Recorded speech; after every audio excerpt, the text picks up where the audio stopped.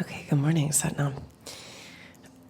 So, did you guys see how the $1 billion that was raised in an afternoon to repair Notre Dame is the same amount of money we need to clean the Pacific Ocean? They raised it in an afternoon. What is that called? The trash thing in the Pacific Ocean? Garbage Island. So it would cost $1 billion to clean that up. And in one afternoon, that arrived from Notre Dame. So we have a little bit of a miscalculation on our hands. And it's not a surprise because those who have held power in this age that we just kind of are, limping out of here. Those who have held power, there's certain agendas and certain types of kind of mind control thought patterns and projections, and one of them is that there's not enough resources on this planet, and a lot of kind of fear mongering about, and you could look at this in a bunch of different ways, but one way, if you want to educate yourself, is watch that movie Above Majestic on Netflix. It's not perfect, but it does give you some understanding of some of the agendas that have been working their way through the kind of collective power structures on the planet, and that's changing now. So there's a lot of good news, but I thought that's pretty interesting. All it would take is $1 billion to do that, and we could at least start to solve that problem. That shows up in an afternoon. That means those resources are readily available. And this is why we just taught the Rama Business School, because my deep belief is that if we can get the people on this planet who are interested in the study and curiosity of optimizing the human operating system and creating the kind of society and civilization that is coming from this kind of optimized place, which we could call compassion, we could call patience, we could call friendliness, we could call, human beings are built to behave that way. So when the human system is optimized, that's what you're going to get. So that's good news. The reason we don't get it is, there's some variety of reasons why we don't get it, but one of the reasons is because the system is very depleted and not being used correctly. So we don't have the kind of width of consciousness and perspective to understand that every sequence has a consequence, and that time space is much bigger kind of experience than what we're experiencing in our small little moment of need and demand. And one thing I thought was interesting, I'm going to read to you a little bit of what Yogi Bhajan lectured on Earth Day on, what year was this? 1990. I'll read to you a little bit, but one thing that he said here that I thought was quite interesting is he said that one of the issues with our relationship with the frequency of the Ma and the frequency of Mother Earth and the frequency of kind of what the short-sighted choices that are being made to pollute, what would seem, if you logically sat down, it just doesn't make very much sense. But one of the reasons why those are happening is, besides just the greed aspect of it, it's actually underneath it is a scarcity of time. So he made the point that basically those who are polluting the most the planet Earth have a wrong relationship with time. And I was thinking about this because when we go to Spain, all the Americans hit Spain and we're like, can we get that to go? Can we get that to go? Can we get that to go? And they're always like, they don't even have a word to go. It means the word in Spanish is what? But what does it mean? To take away, yeah, but like that kind of to-go thing, they don't even have that term in Spanish, to take away. But they're always like, okay, but they seem very confused when we're like, no, we need our dinner, we need it in plastic, we need to take away, we're so busy, we're so busy, we're so busy. So I was thinking about this because I read this morning, Yogi Bhajan talking about, basically, he was talking about the Sabbath, or he was talking about even God rested one day, fully one day, and did nothing on that day. And that the right relationship with time will allow for you a bigger perspective of what your choices, what the consequences of your choices are going to sequence in time-space. That's an interesting way of looking at it, because if you really, besides the corporate greed and some of the other agendas, which there are multiple kind of layers to this, we're just talking about our own personal kind of sovereignty and our own personal choices, it mostly has something to do with your relationship with time, why we are using single-use plastic or single-use, why we're doing some of the things that are really hurting the planet. So something to contemplate. I thought that was very interesting. And he said, as a yogi, he was talking about the Bible, and he was talking about all these, and Moses, and all these kind of groups of people who were trying to, basically, he said the Bible is a biblica of time and space. Just like the Bhagavad Gita, just like the Sri Guru Granth Sahib, these books are biblicas of time and space. And they're basically formulas of how to live in time and space, and through time and space, and with time and space in a more righteous, noble, and dignified way. And there's different lineages of that. But the way that the yogis look at this is there's 6 houses of wisdom, and then the 7th house of wisdom. So there's 7 houses of wisdom that kind of hold the frequency of the planet Earth. The 7th ray, if you've ever driven through Topanga, or if you've gotten into those teachings, the 7th ray, it's not just a restaurant. It's not just an all-you-can-eat buffet in Topanga, California. The 7th ray is a frequency of this kind of violet flame, which is many kind of teachers have come that are teachers of that frequency, one of them being Christ, another one being Guru Ram Das, another one being Saint Germain. There's these kind of, these 7th house of wisdom, the 7th ray is what it's called, that hold this kind of frequency of I am that I am. And so that's all of those teachings kind of come from that frequency of the 7th house of wisdom. But there's multiple houses of wisdom. One of them is the Naga Frequency, which Hadi Jivan's going to be working on this week. He's teaching 2 really cool workshops this week before we go to Tibet, which is there's a lot going on. So he wanted to do these 2 transmissions before we leave, and that'll be on Tuesday night and Wednesday night. But both of them are kind of with the frequency of this Naga Frequency, which is connected to the Kundalini. Yogi Bhajan says, if the Kundalini hasn't raised in a human, if it's dormant, then you're basically not dealing with a human. You're dealing with a shell of a kind of a machine.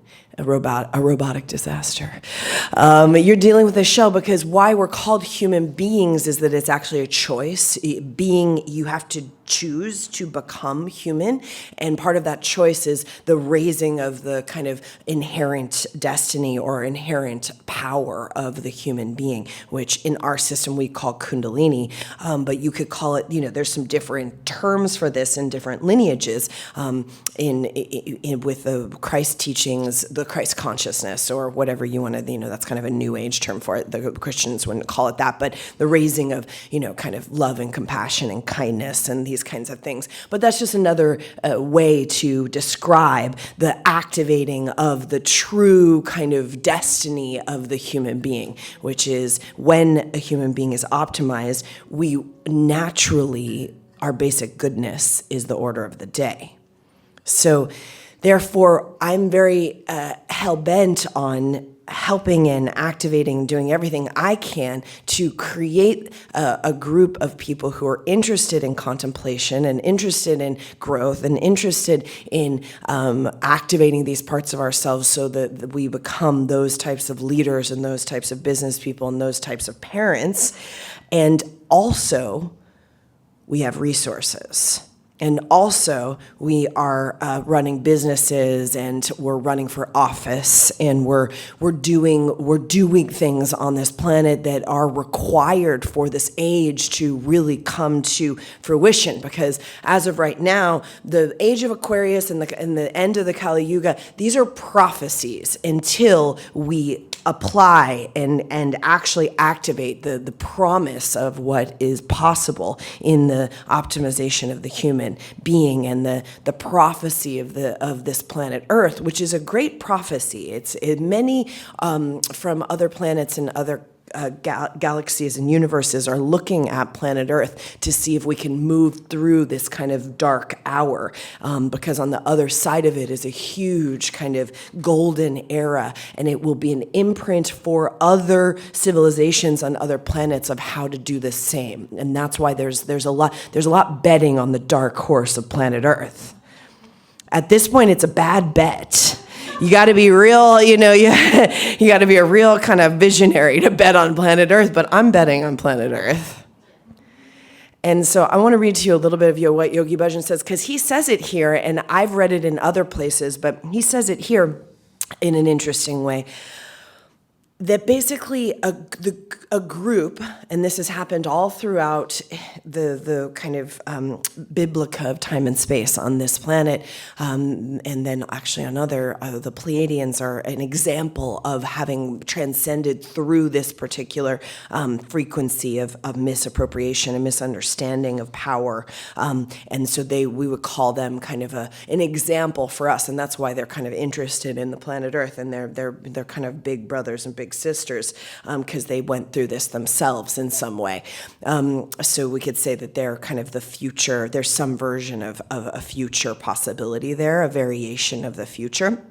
But throughout this whole kind of time, there have been groups of meditators and groups of sages and rishis and those who are interested in holding a certain frequency on the planet, who have done all sorts of huge things through the vibration of their practice and through the community, creating community that is interested in holding this vibration with each other, which in the Buddhist terms, the refuge and the Sangha, that there's a group of yogic practitioners or meditative practitioners that are holding a vibrational frequency. And if you're really playing the game at a certain level, you understand that holding that frequency is actually holding something on the other end of the polarity from happening. And so there was a lot through the 80s. In the early 90s, Yogi Bhajan gave a lot of meditations that were very specifically designed to keep the planet Earth out of World War III. And the Maharishi was doing the same thing. There was a lot of coordinated efforts to basically create these groups of meditative vibrational frequency on the planet and hold those in different places on the planet so that the thing could be wrapped in a different vibration and counteract some of the. So I've heard this in some other New Age kind of rhetoric, particularly in the Pleiadian and some of the other Syrian and other kind of rhetoric in the New Age around. If the vibration of the planet hits a certain frequency, then actually all of the kind of issues, planetary issues that we're having in terms of both kind of the interpersonal issues, but also the environmental and the geopolitical issues, that those will basically, like a virus, no longer be able to live in the vibration of love. Now, which is a great prophecy, but that requires a very dignified and active group of practitioners on the planet who are committing to that on a daily basis, and then that spreads and inspires so that becomes really the order of the day of the majority. I believe that the majority of the planet, it wants this, and only the minority of the planet doesn't. But as it stands in the power structures that have come before this, the minority of the planet holds the resources and the majority of the planet doesn't. Now, that's going to change and is changing. So this is why I really believe in all of us creating a resource for ourselves, our families, and others as much as we can, and getting out of any way that we feel like we can't do that, or we're somehow disenfranchised from that, because that's the lie that has been told that is not true.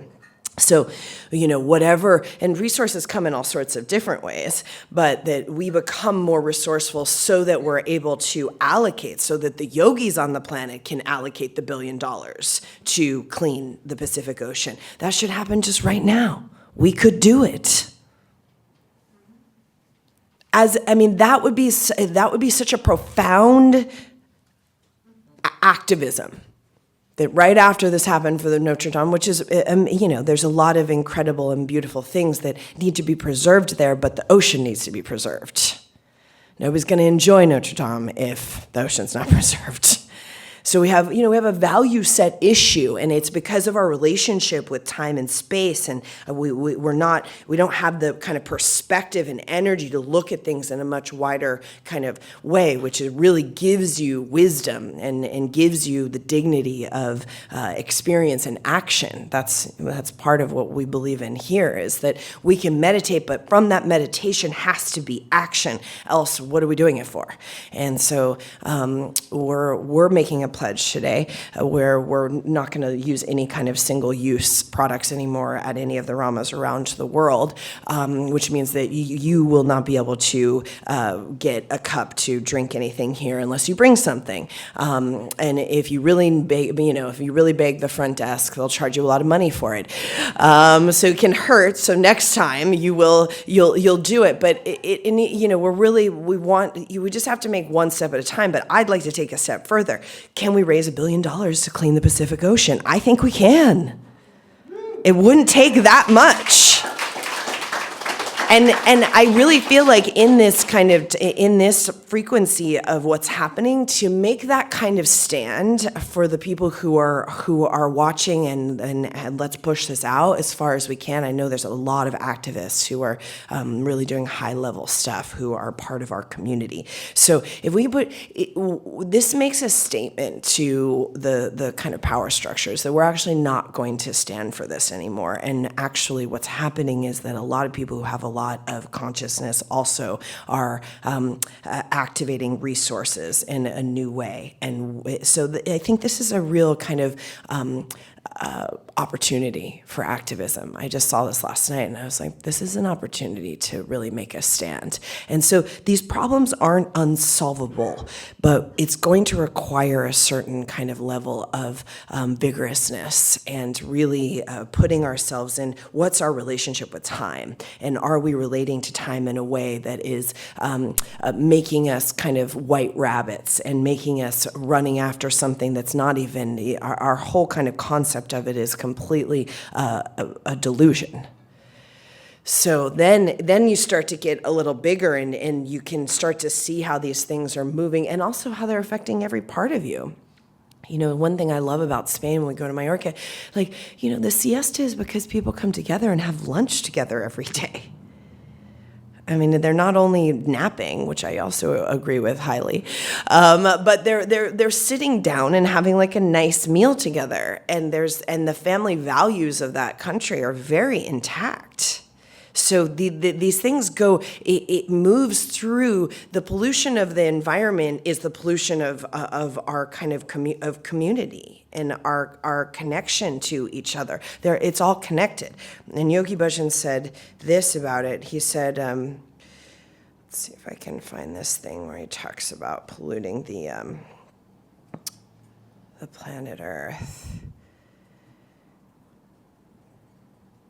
And just scroll away from it. Okay, here it is. He says that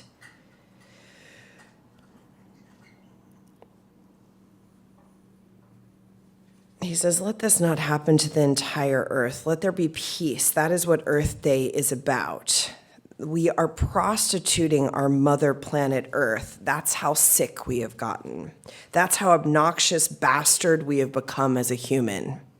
7,000 acres or 700,000 acres, whatever the number is.